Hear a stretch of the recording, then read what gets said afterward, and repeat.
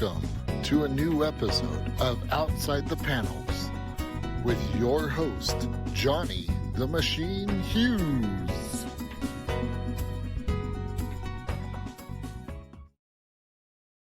Welcome everyone to an episode of Outside the Panels. I'm your host, Johnny the Machine Hughes, and you know what? This is the third pod this week. This is how much we love on panels getting you, the creators that you want to speak to, creators you might not have heard of yet, Kickstarters that you want to get involved in.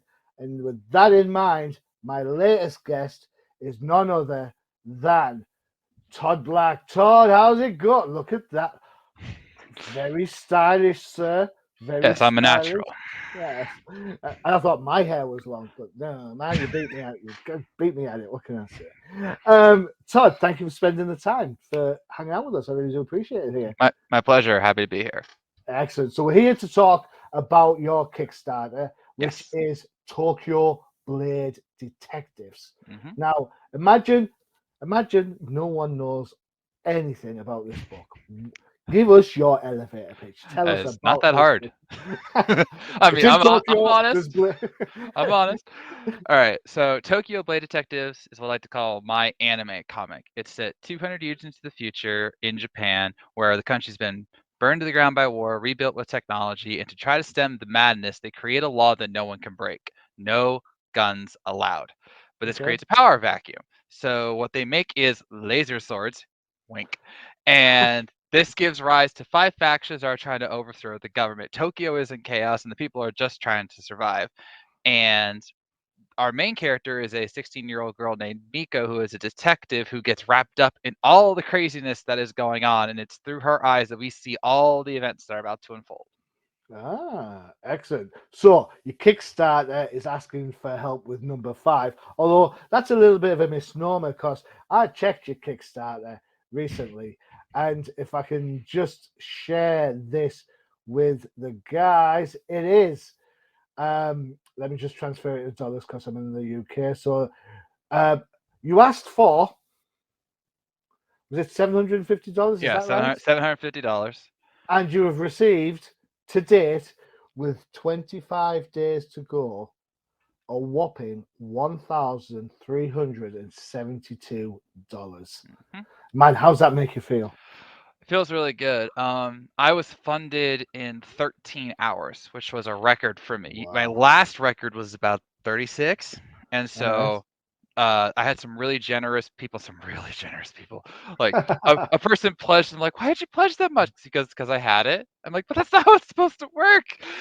But no, I had some good people pledging, and I was already well over halfway funded within the first 12 hours, and then all of a sudden we had this rush right at 13. I'm like, okay. So yeah, we got funded and we are well over it. We got the pad, as I like to call it. And now our goal, which I still want help with, is we want to get to 100 backers. All right. For the first 4 issues, because this is issue number 5 is the beginning of our second arc story, All or right. volume 2. And for issues 1 through 4, we honestly averaged about 100 backers. And so I make that my goal to always try and replicate that because All I right. want a lot of people to read this book. So with 25 to go, you're on 53.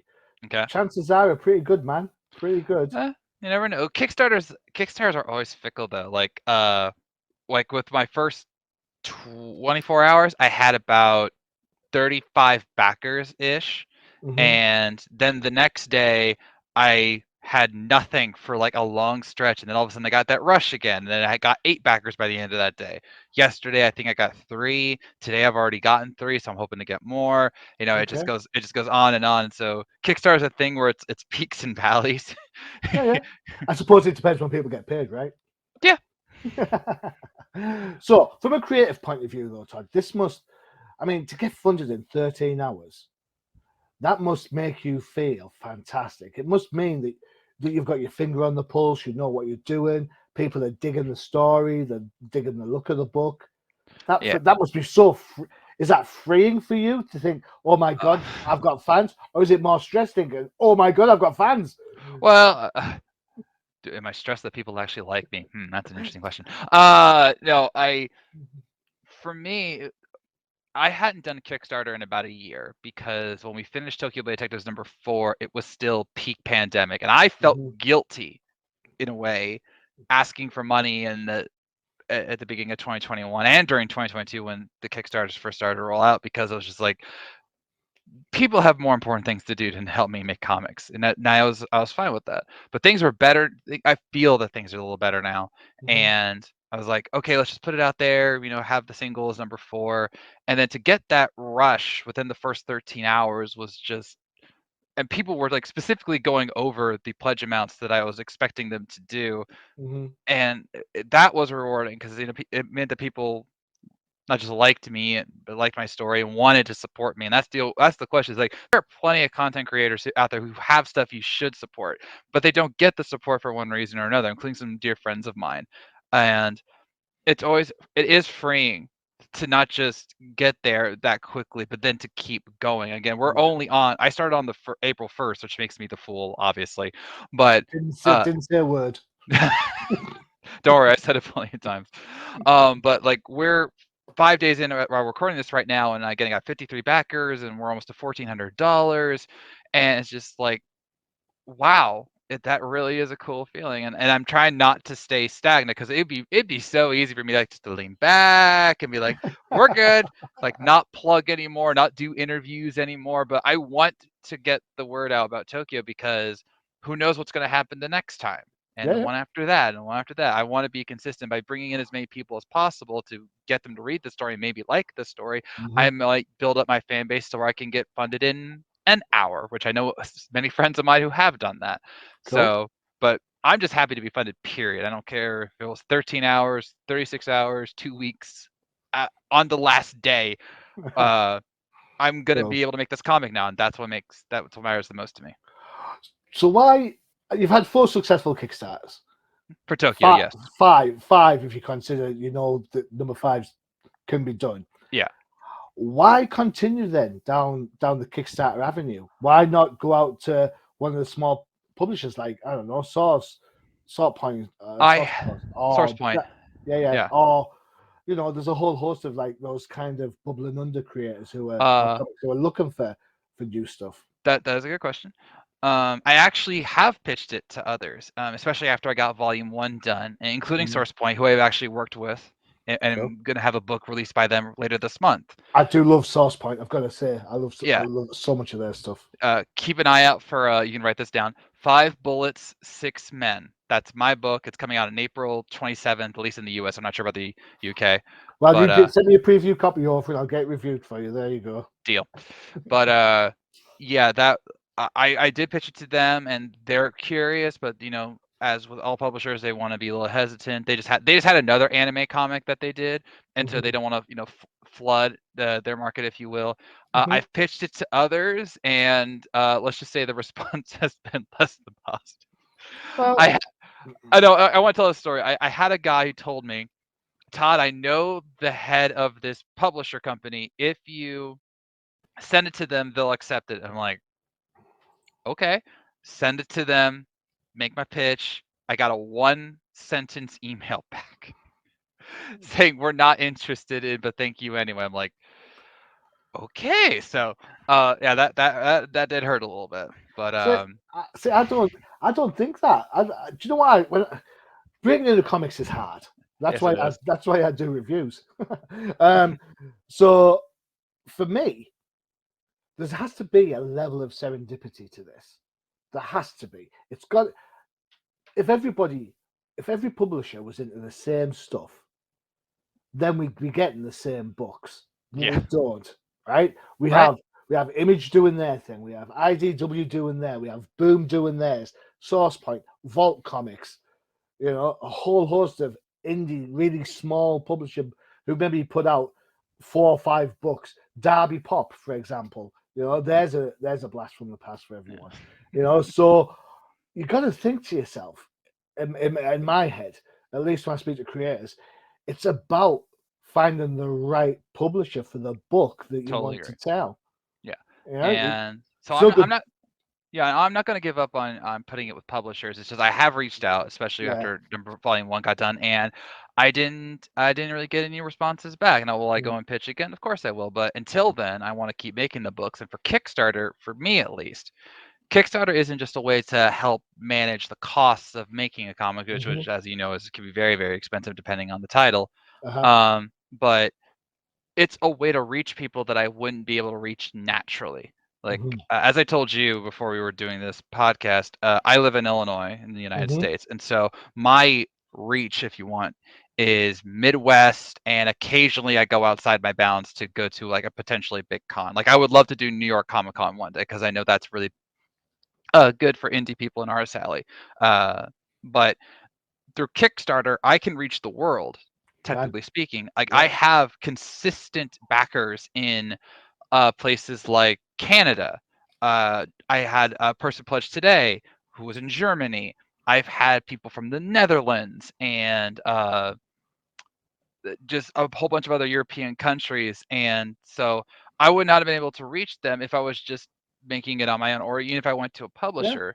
And by establishing myself on Kickstarter, which I feel I have done in my own way, I can say, I've gotten with Tokyo Blade Detectives #5. This would be my 11th straight successful Kickstarter, and that is a feather I can put in my cap because that's consistency. That's showing that I get stuff done. I'm able to bring back the backers, and put out quality content and fulfill my rewards, which is obviously one of the most important things. So even though I have been selling Tokyo Blade Detectives Volume 1 at Comic Cons for almost a year now, technically 2 years now, the pandemic, that old thing. This is my way of continuing on and showing like not only continue the story, but I can continue to bring the backers, and until I have that safety net, if you will, of a publisher who could put it into stores. Kickstarter is my best way to not just get the comic funded and made, but to reach out and get it in the hands of people. Right. You know what? That makes such a great sense. I mean, I'm going to use a publisher for example. All right. So Zenoscope, whether you love them or hate them, right? Zenoscope. People talk to me about Zenoscope books. I find it really hard to find hard copy Zenoscope books in the northeast of the UK. I have 3 comic book shops, and one gets maybe one of the titles. That's it. Now, I'm not saying Zenoscope books are the best books. I'm not saying that at all. I'm not saying they're the worst books. Well, what I am saying is Zenoscope are an established publisher in the States. Can't get the books in the UK. So you know what? Your Kickstarter model, making sure that you are getting those backers and those readers and the people who are interested from different countries, it's a win-win for you. Especially if they're going PDF and not hard copy, because it's like button done. There you go, job's done. So I totally get it, and I think it's such a clever way of building an audience. Definitely. It wasn't an intentional idea I had, because before it was just I want to get my books funded and I can't afford it to do it on my own. But then as I with my sixth Kickstarter that I got funded, I had 113 backers, which is still my record to this day. And I didn't expect that at all. And all of a sudden, I'm like, I'm shipping out all these copies, and I'm like, this is how I'm making my fan base. It's not just about making the comics; it's about making my fan base, so that when I make the next one, I know that I'm going to have dedicated people. And as I check out the backer report, even now, like I said, I got 53 backers currently. I can go through the names. I go, okay, that's a new person. That's familiar. Oh, they pledged. I'm so happy. Oh, good, my friend came through, and so on and so forth. So I have that. I'm getting to establish. Oh, look, there's a link. There you go. Yeah. So there's the link for the Kickstarter. Yes, it's going across the bottom of the screen. So if you want to see it, you're going to have to pause us, but be careful. Don't get it with that like stuck face or anything like that. Thanks very much. What I can do, if I might help you out a little bit on this one. So let's try. We'll do it. There you go. There you go. For people who have moving eye syndrome, you can now see it right there. There you go. There you go. You know what? We've talked about this. We've got the Kickstarter link going on. Let's have a look. There we go. Yeah, that is the cover art done by my go-to artist. Honestly, his name's Alex Garcia. He always crushes it on the covers. And then on the bottom half is our main character Miko, and behind her is a deadly assassin known as the Nine Tails. So There you go. yeah. Cool. There's the laser sword. Wink, wink. Wink, wink. Wink, wink. Star Wars fan much? Star Wars, Star No, never. Trek, my friends, Star Oh, Trek. Star Trek. Oh, right. Liking Thought Star that. Wars is illogical. It's just Uh, true. I'm I've just. kidding for all of you watching at home. Please don't pledge because I'm not a Star Wars fan. I'm totally a Star Wars fan. I was just going to say, I've just bought my wife the new Skywalker Saga Lego game. She's downstairs getting frustrated with it as we speak. I have to tell her, remember, it's in for 7-year-olds, but we'll see how that goes. All right. So, what is it with the color scheme then? Because the colors were quite dark on this. I mean, you've got the purple hair, the blue hair. There is, you mentioned anime, straight away it screams animation, manga elements on there. Are you a huge manga fan? Is this a passion for you? Yes, Tokyo Blade Detectives is my love letter to everything anime in Japan that I have grown up enjoying over the years because it's been a huge influence ever since my childhood in the 90s, which makes me sound so old. Have you seen the color of my hair? Do you really want to sound old? Yes. Trust me, I'm old. You're just older. Oh, but you say yourself up for that one. But no, I grew up on like Dragon Ball Z, Outlaw Star, Digimon, Pokemon, Monster Rancher, all of these shows. And then as I grew up, it just grew, and suddenly I was playing video games like more or less set in Japan, and I was seeing like the more nuance of their stories and their characters. And so with Tokyo, I literally tried to not just be accurate to what Japan is as a country, even though I'm doing a futuristic take, but to connect it to all of what I treasure. Like, for example, the assassin group we're meeting is called the Nine Tails, and of course, the Nine-Tailed Fox, which has been in countless stories, including Naruto. I have in the first arc we meet a group called the Ronin, which is obviously samurais without a master. We have the Tao, which is basis of Taoism, which is big in Japan. It was born in China, but was brought over to Japan. And one of the Ronin kind of looks like Shredder, who is technically Japanese. So, and I have a character who's based off a video game called The World Ends With You, and which is set in Shibuya, Japan. I try and visually we try to match the look of Japan, just futurize it with like the big neon signs, and technology is everywhere. It's very futuristic, but it also has that this version of it has that old school culture where you're going to see like kimonos and like salary men, and it just goes on and on. I wanted this to be as much like Tokyo, but with that futuristic feel, and it's really fun to see some of the visuals. Like for those who haven't read Volume 1, we'll talk about the rewards later, but there's so much visually stunning elements to it, and I still got some fun stuff that we're going to be doing in Volume 2. So this is absolutely my love letter to all things anime in Japan. Cool. Talk about Pokemon. Did you see what's his name rock up on WrestleMania with his Pokemon card around his neck? We're not going to talk about that. We're not going to talk about that. Man is an abomination. Okay, not just to wrestling, but to Poke fandom. All right, he boasted about buying $1 million worth of Pokemon cards. It was fake. So there you moron. go.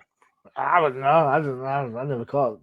I can't stand the Paul brothers. So let's just move on. Well, should we move on? Yeah. Side. Yeah, let's talk about something nice then, shall we? Yeah. We've had that one. Give me 2 seconds. I'll bring up another page so we can have a look at that. Because I've got to be honest, I quite like the movement in this next one. Oh yeah. There we go. Yeah, there you go. You were asking about the color scheme before. For this one, I knew that it would. This particular arc is going to be very much a build up to the next issue, which I know sounds weird, but I wanted to make sure that people knew what was coming. So this is the first page of the comic for number 5, and I wanted to have a kind of impactful. It's all about the fight and teasing what's coming, and so and then we replicated this for the cover, which I thought was really cool looking, just to make it stand out from the ones we had before. And so this is Miko going up against the Nine Tails, and you could see like the fluidity of the movements with the blades and everything. This is the interior pages are done by my artist Lam Vuvan, who's from Vietnam, And when he did the first action page in issue number 1, and he had like the blade movements going like that, I knew he was the right guy for the job. Yeah.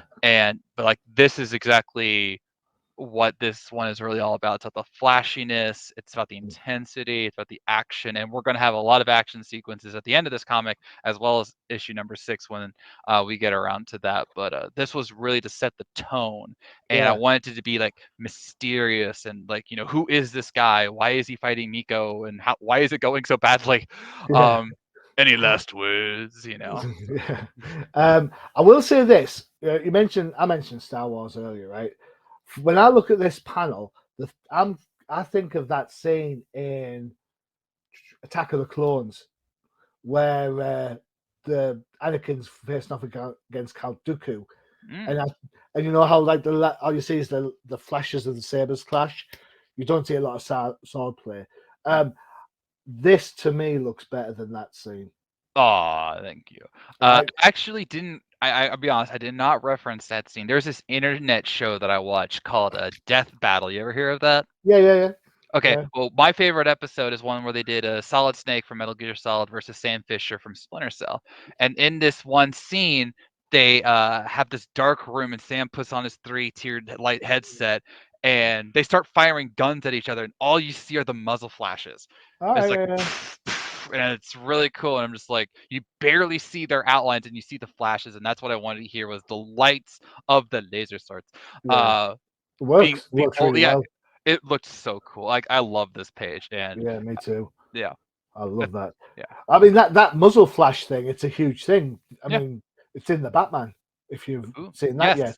Yes, it's the same sort of thing when the firing is sort of like staccato his way through the bad guys. They had it in Dark Knight Rises too, and he had another hallway scene. Yeah, so. but let's not talk about Dark Knight Rises. Of course. Because Dark Knight Rises is worse than Batman and Robin in my book. Oh, you do not like the muzzle flash. But I saw the muzzle flash. I was already a man. I like muzzle flash fine. It's the great big whopping plot holes that do my head in. Oh, I see. Yeah, so like, you know, crazy stuff, you know, like, you know, how's he get from the pit back to Gotham, and you know why? Oh yeah, there was some definite. How does his car get stolen from outside of Wayne Enterprise when Selena Kyle already has it because she stole it the night before? You know, stuff like that. You know, just crazy stuff that just annoys me. Yes, I'm a nerd. No, we're all nerd. Hey, I'm wearing a Shazam shirt. Okay, I am absolutely nerdcore. I was not going to bring that up, but you know. No, this is gonna be this is my favorite shirt now. My artist Alex Garcia, he knows I like Shazam, and so whenever he draws me into the comic, which I don't tell him to do, he puts me in a red lightning bolt shirt, and so eventually I found this shirt, and I'm like, I'm gonna wear this to Comic Cons now because I have a banner of me and my comic characters, and on it I'm wearing the lightning bolt shirt, and now I'm like, now I can say it's art imitating life. So why is it not Captain Marvel then? Why is he Shazam? Because that's how I learned his name. I didn't. I learned later that he was actually Captain Marvel, but to me, when I grew up with him, he was Shazam, and then it was, you would say, because you can't say Captain Marvel on the DC comic, you have to say Shazam. You can call him Captain Marvel in conversation, but you can't. It's those legal things. So and that's why I have to say laser sword instead of the other word, because he can't say it. Right. Okay. Before we get into the book and look at the Kickstarter, here's an advert for one of our other shows that you will be able to see on the UCPN. You know what, Todd? I'm going to give you a choice. You can pick on this one. You can have either Crisis in the Toyverse or The Old Timers. Which one would you like? I'm always up for a good Crisis, so let's go with that.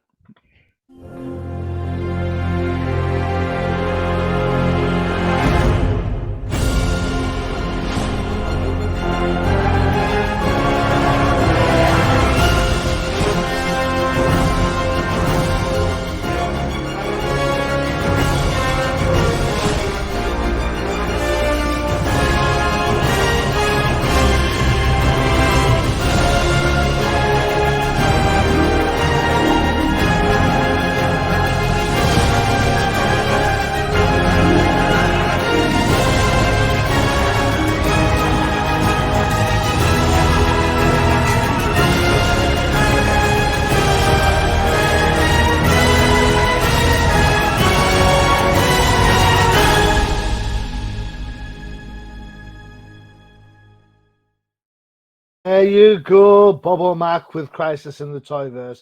Check it out. They come out several times a week. You never know. Your favorite toy might get featured on there. I have so many questions, but I will not ask them. Feel free, ask away. No, that's What fine. was he doing? You have to go back and check. There Yeah, you exactly. go. It's like, All what did right. I just watch? So yeah, Bobo, he loves his toys, loves his figures. Honestly, he's a great guy. If you're into figures, if you like that sort of stuff, if you like statues and things, listen to the show because he is great. He gets in there, he unboxes them and moves them around and stuff. Yeah, really good, really good. He always gives me grief because I have figures. I keep them in boxes. It's like Machine, take them out, play with them. I'm like, really? Well, no. What can I say? I like the aesthetics. Talking of aesthetics, change of pace to this one. This is later in the book. It's a little bit bright. Yeah. I need shades to look at this page. Yeah, this is the second page. I literally give you the first 5 pages, and this is page 2. This is hours Uh-huh. earlier, as you can see in the top panel. Uh-huh. And that guy right there is actually he's a friend of mine. His name's Omega Sparks, and he's a Yeah. rapper and epic nerd. And I'm like, hey, you want to be in the comic? He goes, yeah. So yeah, and that's Miko, very much alive and very much not in trouble at the moment, Yeah. stocking up for what's to come. So Cool. So you've set the pace, you've set you've set the big bad, you've kind of teased the big bad, and this is the kind of how Miko gets to that point, yeah? yeah, we're gonna. It's a rewind story where it's like, oh yeah, this is where she's gonna be, but how do we get there? And that's the story. By the time, well before the issue ends, you're gonna see that first page recreated in or not live action, but like in the present timeline. Yeah. So, and then I have a very fun cliffhanger tease that's gonna set up issue 6. So I'm very excited for that. Yeah, cool.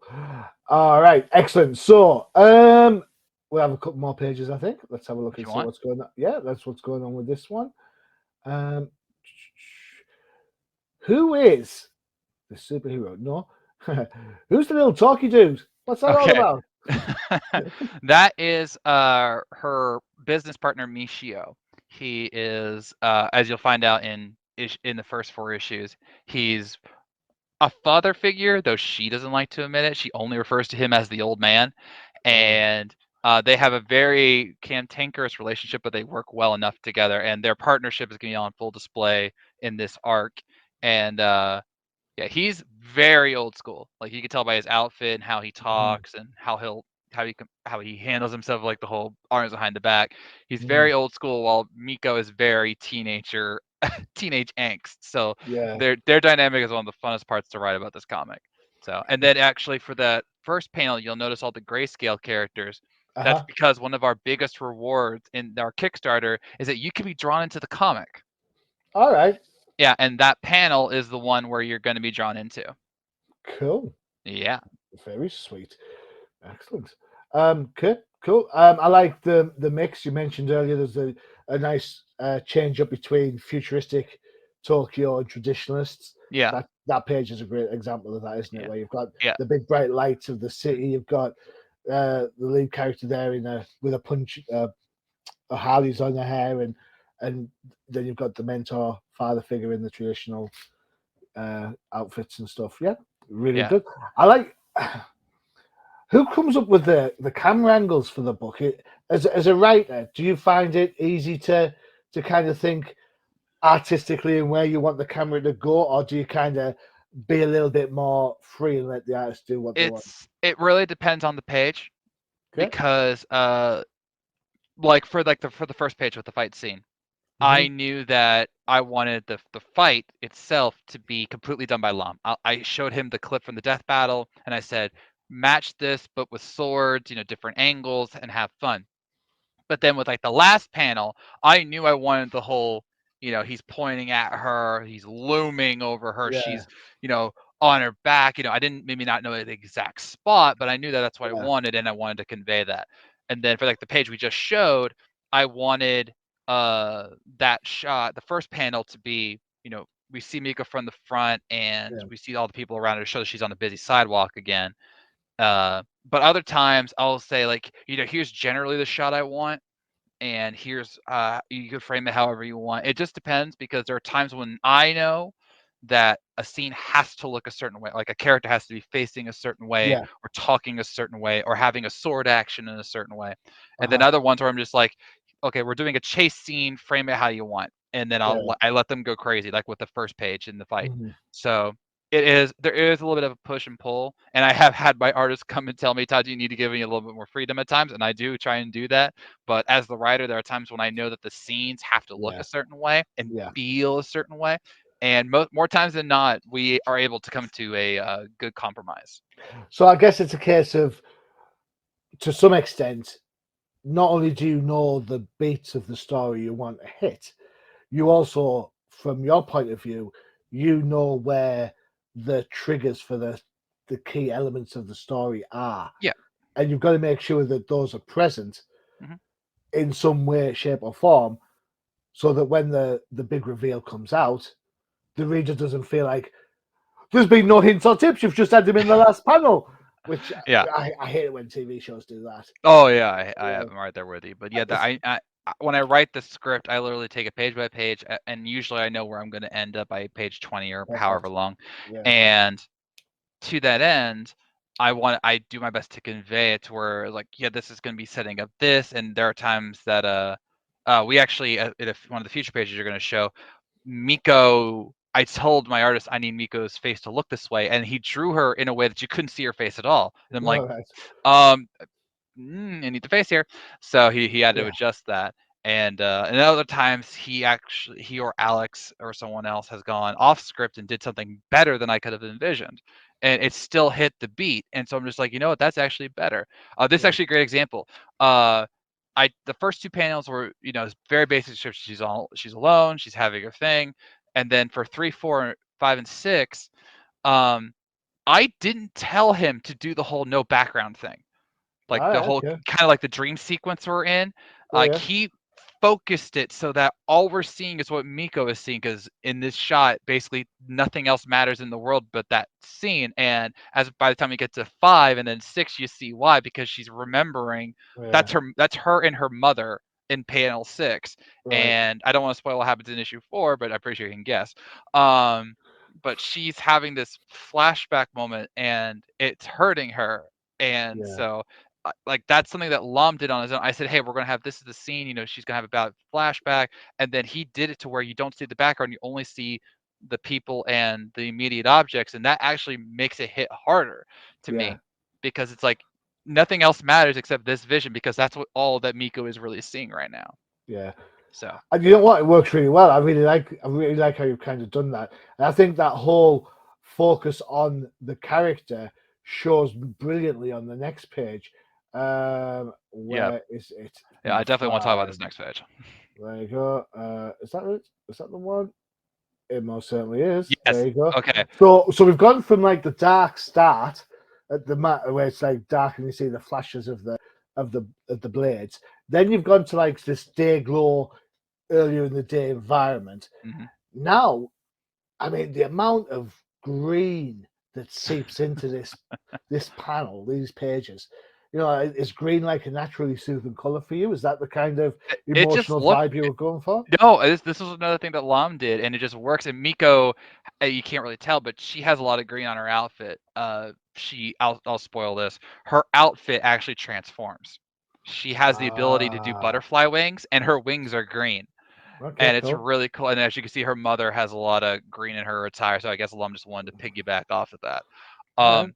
What I really love, though, and this is another thing that I only loosely framed for Lam, is the final 2 panels, because Let's the see if I way can. that just hit to me when I first saw it, I'm just like, no changes. That's the shot. Because on the left, you have young Miko. She's happy. She's with her mom. And, this outfit's going to look so cool. And then fast forward, she's in the present. She's in her outfit. She's anything but happy. And even have that shadow on Hmm. her face where in the previous panel, it was all lit up. And you could just tell she's like drowning in her Yeah, sorrow. And just the way that Lom framed that, from going from the dream sequence to or flashback to present day, it just hit to me. And I'm just like, that is probably one of the best panel sequences I've ever seen one of my artists do.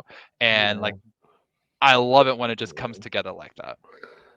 I think it looks great. I've got Thank to you. be honest. I think it's well plotted. It's well paced. The ideas behind it are cohesive.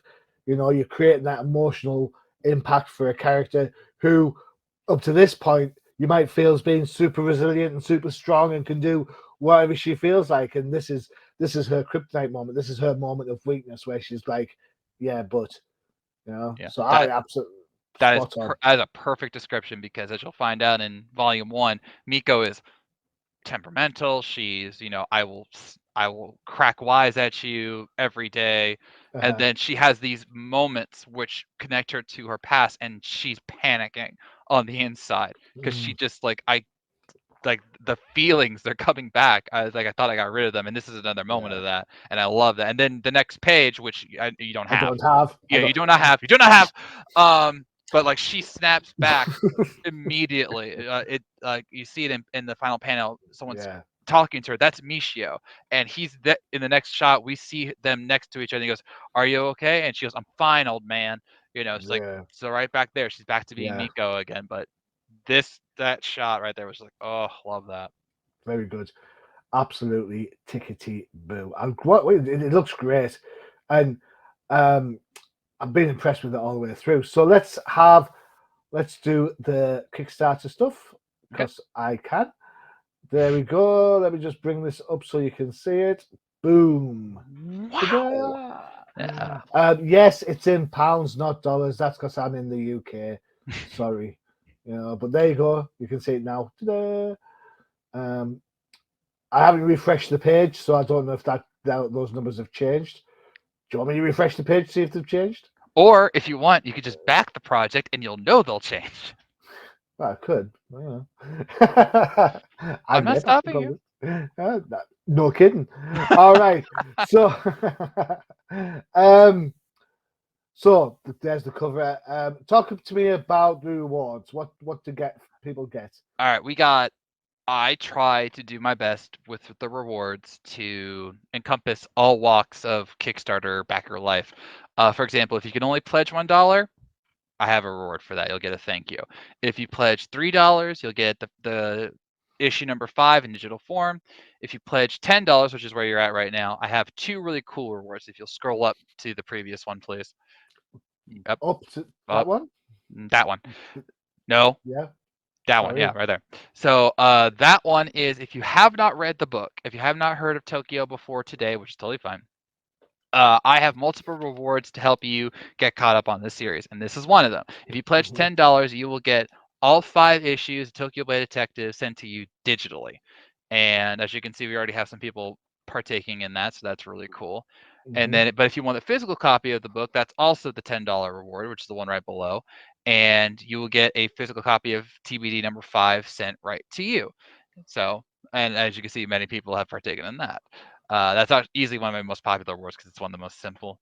mhm, If you'll scroll down a little bit more, we have that's another popular one, the Tokyo thank you page. If you pledge mhm. to that reward or above, on the inside front cover of our comic, we have a thank you page where I basically say thank you and put your name into the comic book so that everyone knows that you had a hand in helping making Tokyo Blade Detectives.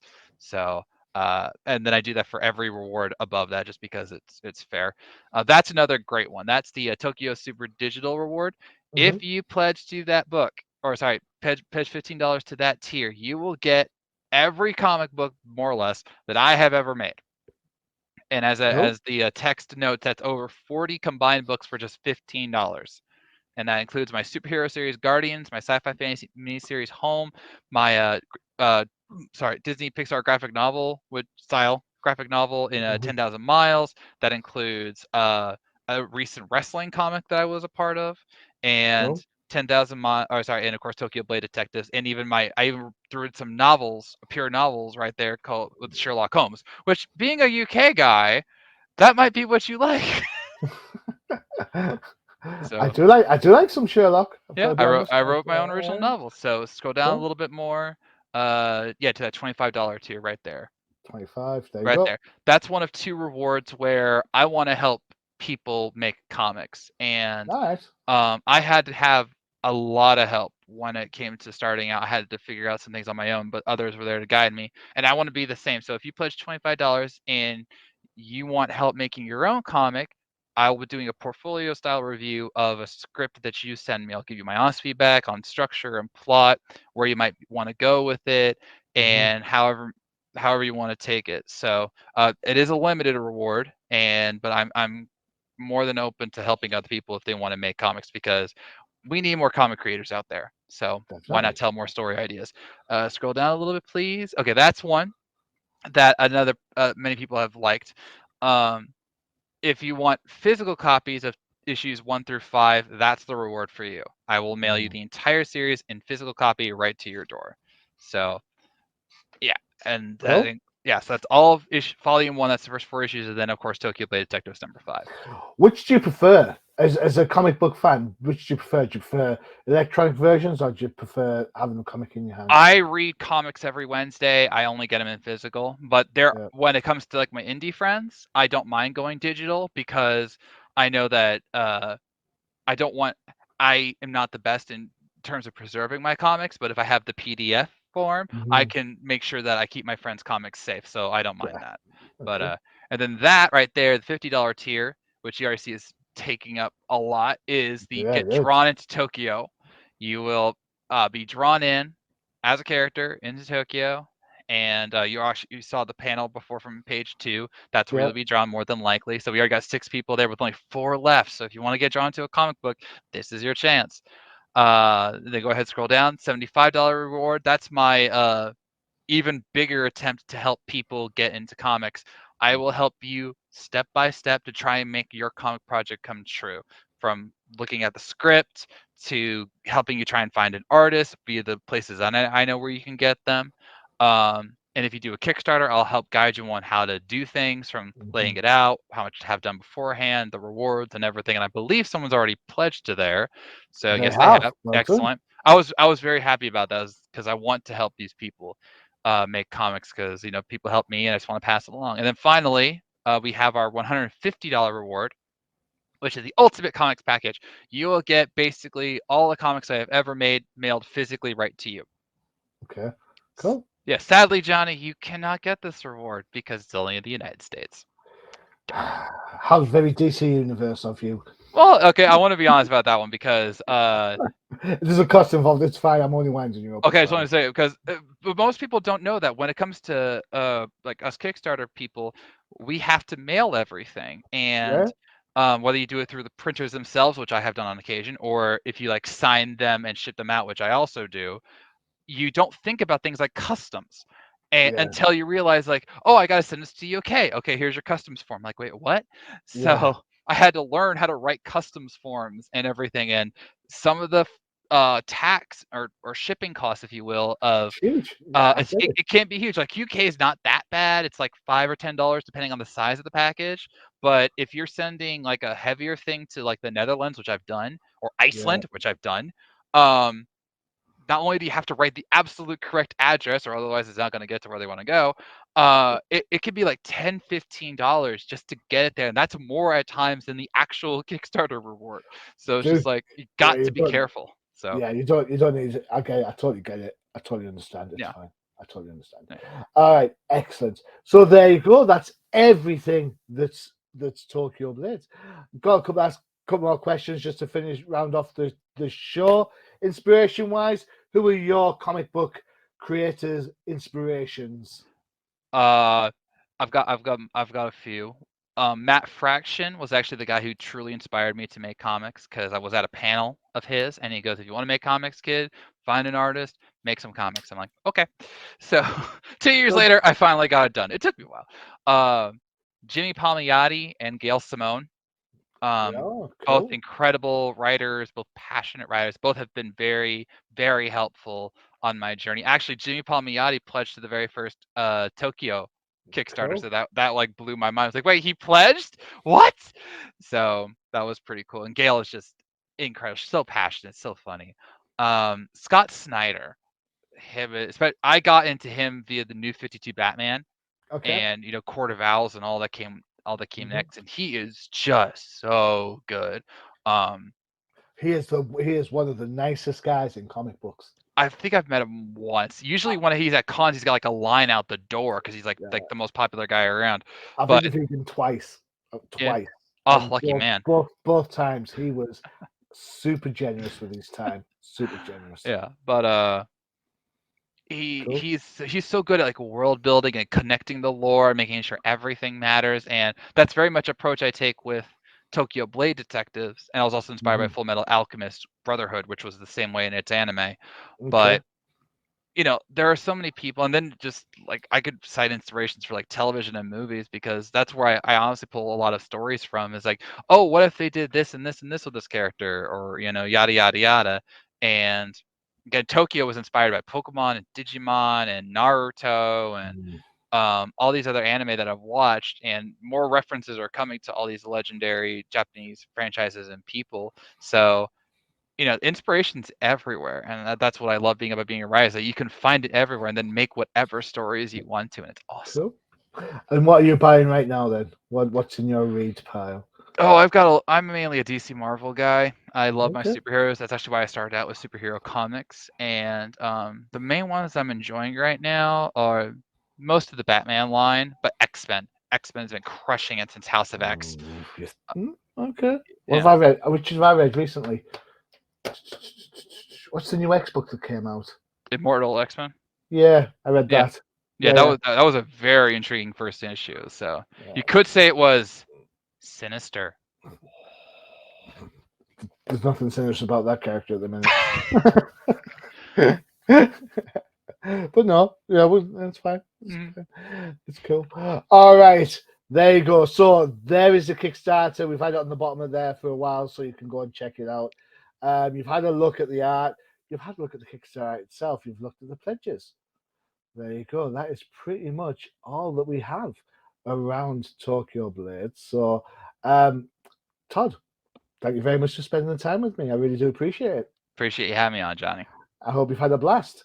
I have, and I hope that some of your readers give Tokyo a chance. I'm very much sure they will enjoy it if they try it. I'm sure they will. I would definitely pass on the deets to my colleagues on Flipside Focus, where it's all about indie comics all the time. So we can definitely see what we can do from that point of view for you. Awesome. Excellent. All right. So don't forget to check out the UCPN for all your favorite shows, including The Crisis in the Toyverse. You never know, you might see a Tokyo Blade figure on there sooner rather than later. Can't hope, right? I love that. And of course, you've got the Definitive Crusade for everything that's DC, and the No Prize podcast for everything that's Marvel. And yes, I'm sure they'll be talking about the Xbox, as well as a certain book that's just been cancelled again. Yeah, you know what I'm talking about. Till then, I have been your host, Johnny Machine Hughes, and as always, adios.